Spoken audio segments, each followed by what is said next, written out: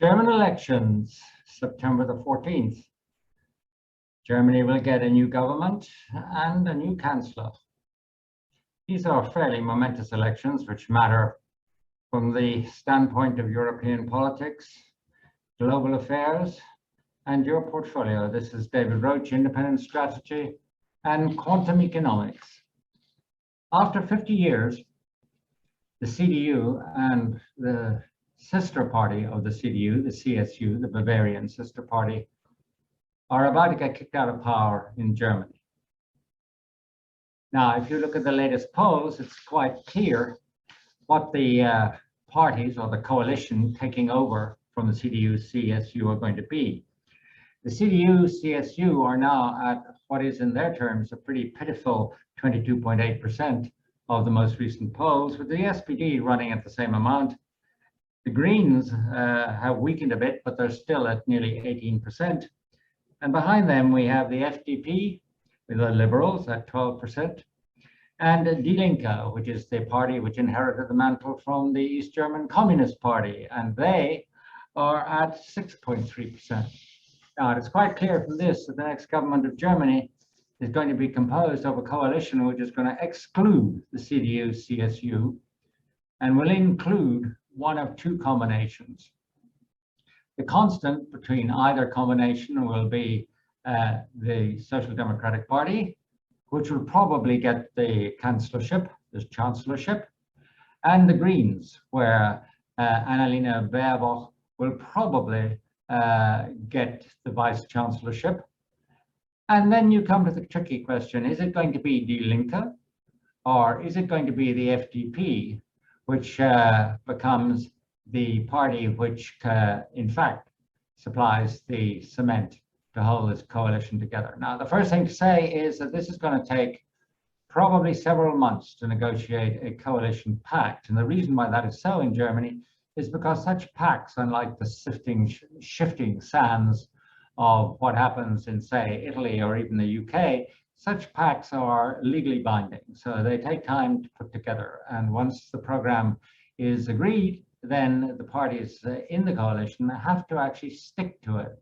And it is very rare for an incumbent government in Germany to fall, because the partners fall out with each other, even if they don't like each other anymore, as many other bed partners throughout the world.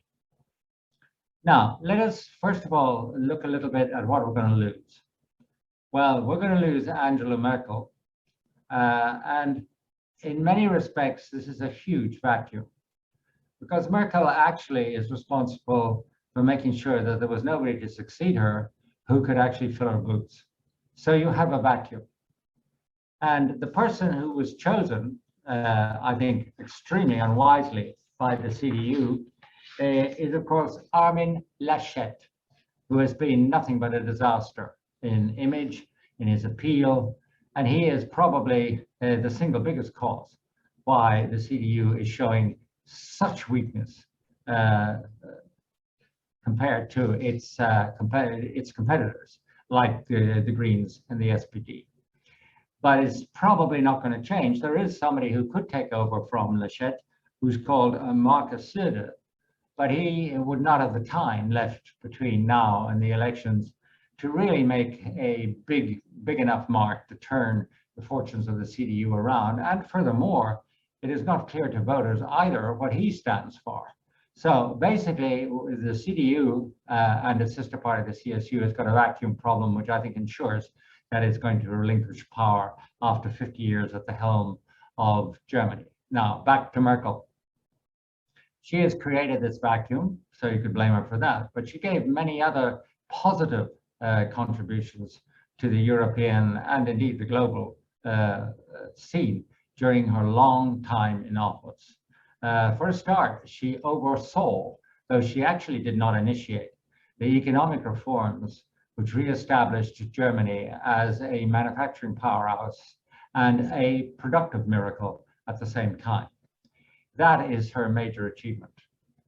On the other hand, in terms of European Parliament politics, at the moment of the European sovereign debt crisis, Angela Merkel oversaw and indeed inspired the biggest return of power to national politics since the European Union was actually founded. She needed that in order to satisfy the German constitution and not be seen to be signing blank checks for Southern European states whom were seen by the German electorate as being unable to run their own affairs. But the reality is that the integration of Europe under Merkel did not go forward, it went backwards. But of course, she probably did ensure by doing so that the European Union in its current form and the euro survived the sovereign debt crisis. So you can read that as being a plus or a negative, but it certainly was not a vision thing. And if you look at Angela Merkel's lack of vision, it actually pervades practically all of her policies. She is, with all due respect, a little bit like a really loved bit of furniture. We are comfortable because she is there. But in reality, we don't think about her a great deal while she is there. And we would miss her as a chair when she is gone, because we could no longer sit down in the place that we are wont to sit down. That may be cutting, but it is in reality something that symbolizes the rather flat, passionless vision of one of Europe's great statesmen, without a doubt.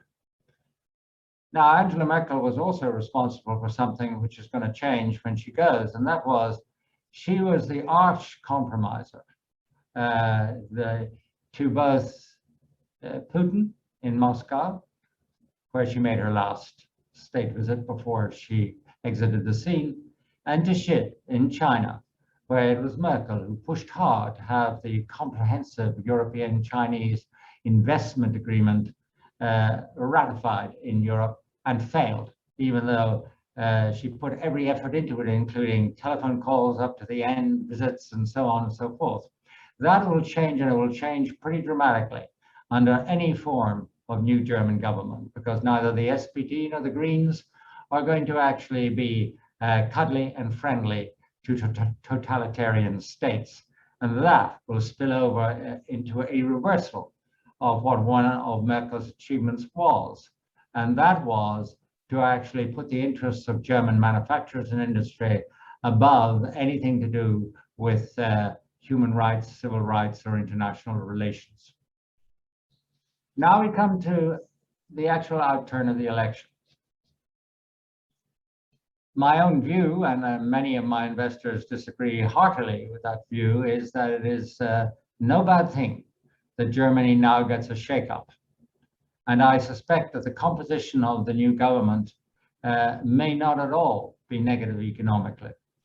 For a start, it will increase the amount of spending which the German government makes in its own infrastructure and in European infrastructure.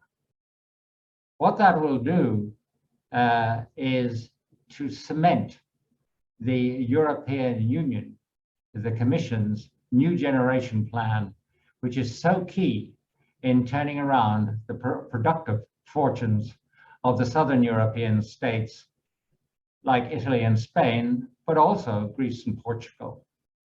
Secondly, the new government will revisit the question of the famous German Schwarze Null, the zero budget deficit laws.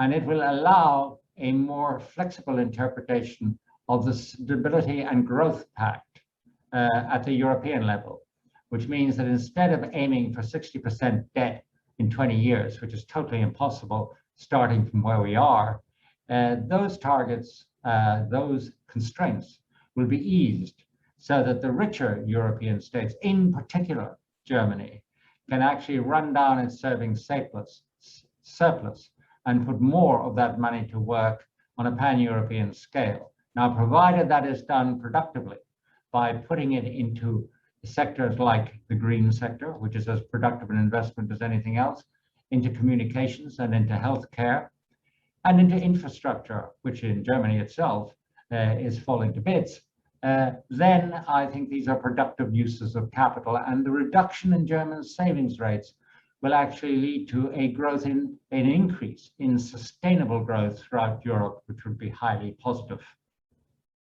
They are two of the things which I expect the German government, the new German government, to do. And the final one is more political than economic, but it actually complements it, and that is to push forward the European integration agenda.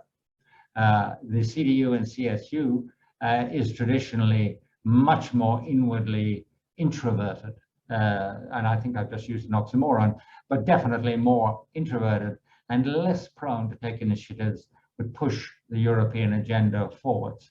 This will not be the case of the new government.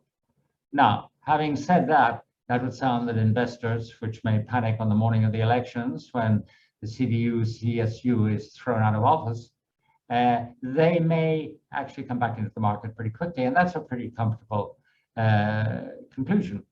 But, and there is a big but, if the new German coalition is the SPD, the Social Democrats, and the Greens, then I think that the remaining partner is key to European perceptions and to international perceptions of Germany. If it is the FDP, the Liberals will probably get the control of the finance ministry, and all will be well. Then the scenario which I have described, where this shakeup in Germany is actually the end of sclerosis, turns out to be something of a change in global perceptions of German financial assets. But if the junior partner in the coalition is Die Linke, which are the former communists of East Germany, then I think markets will take a much more jaundiced view of the new government, because they will see that there is really nobody in the finance ministry to limit the actions of the two major Green and Social Democratic parties. So that would mean that the budget deficit would be possibly let slip too much. People would fear it would get out of control. And my somewhat reassuring scenario for a change of government in Germany would turn out to be at least more risky, and certainly something that would worry investors more. Thank you for watching this video. If you like our videos, please give us a like and subscribe. Wherever you are, whatever you're doing, goodbye, good night, and don't turn off the lights.